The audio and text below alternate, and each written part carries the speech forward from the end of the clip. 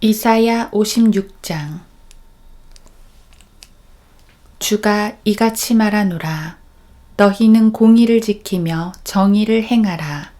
이는 나의 구원이 올 때가 가까우며 나의 의가 나타날 때가 가까움이라.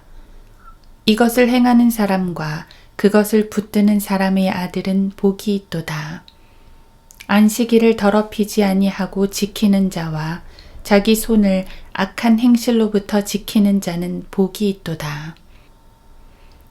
스스로 주께 연합한 타국인의 아들로 하여금 주께서 나를 자기의 백성으로부터 완전히 갈라놓으셨다고 일러 말하게 말며 고자로 하여금 보라 나는 마른 나무라 말하게 말지니라.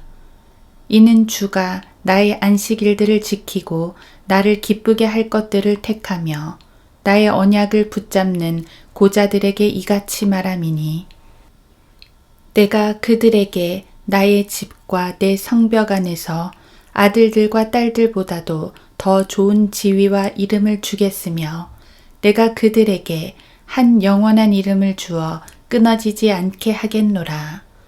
또한 스스로 주께 연합하여 그를 섬기며 주의 이름을 사랑하고 그의 종들이 되는 타국인들의 아들들 곧 안식일을 더럽히지 않고 지키며 나의 언약을 붙잡는 모든 자들을 내가 나의 거룩한 산으로 인도하여 기도하는 나의 집에서 그들을 즐겁게 해줄 것이며 그들의 번제들과 희생제들도 나의 제단 위에 받아들이리니 이는 나의 집이 모든 백성에게 기도하는 집이라 불릴 것임이라. 이스라엘이 쫓겨난 자들을 모으시는 주 하나님이 말하노라. 그에게 모인 사람들 외에도 내가 다른 사람들을 그에게 모으리라. 너희 모든 짐승들아, 삼림 가운데 있는 너희 모든 짐승들아, 와서 먹어 치우라.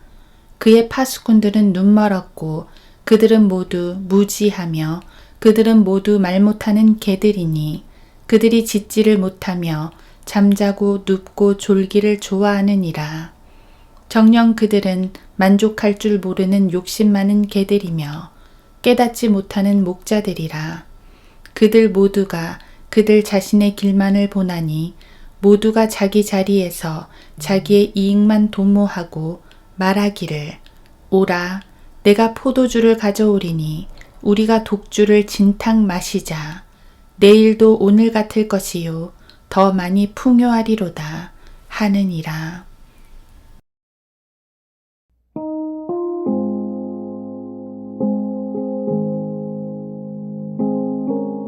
하루 한 장 이사야 56장.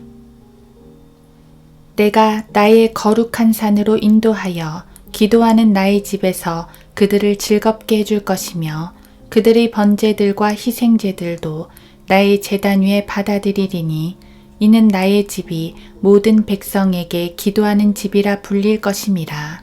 이사야 56장 7절. 이 예언의 교리적인 적용 대상은 차치하고 우리는 여기에서 모든 백성에게 열려있는 하나님의 넓은 마음을 발견할 수 있습니다. 모든 백성에게 성전이 열려있다는 사실은 당시 구약 유대인들에게 충격적인 발언이었습니다. 율법에 따르면 이방인들은 성전에 들어올 수 없었습니다. 유대인이라도 불구자들은 들어올 수 없었습니다. 성전은 외형적으로도 거룩하고 경건해야 했기 때문입니다. 하지만 이사야는 타국인의 아들 이방인도 고자들도 받아들인다고 합니다. 신명기 23장에 따르면 이들은 주의 회중에 들어올 수 없는 자들이었습니다. 하지만 출신 성분이나 신체 상태에 관계없이 하나님께서는 누구도 차별 없이 받아들이시겠다고 하셨습니다. 영적인 상태만 중요할 뿐이지요.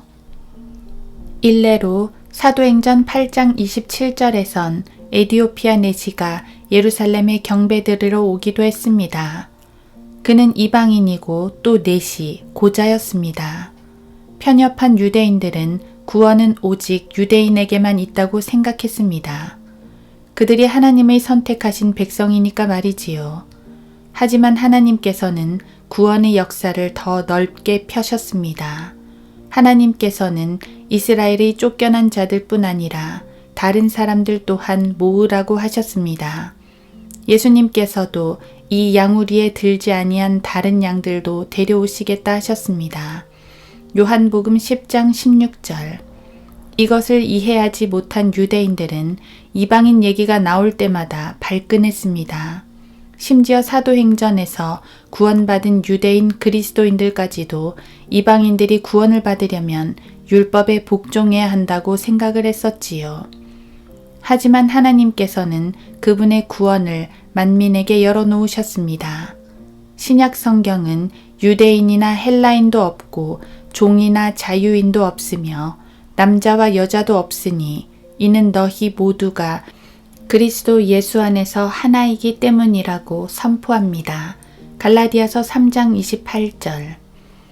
그러니까 그리스도 안에 있다는 것이 중요합니다.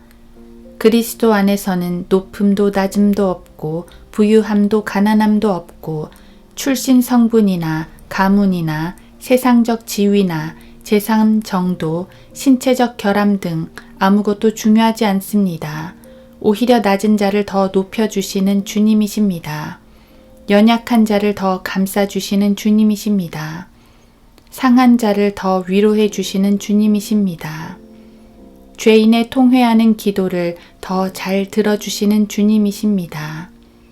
고통받는 자의 탄원에 더 잘 귀 기울이시는 주님이십니다. 주님은 모든 백성의 기도를 들어주신다고 했습니다. 당연히 그리스도 안에 있는 모든 백성을 말하는 것이지요.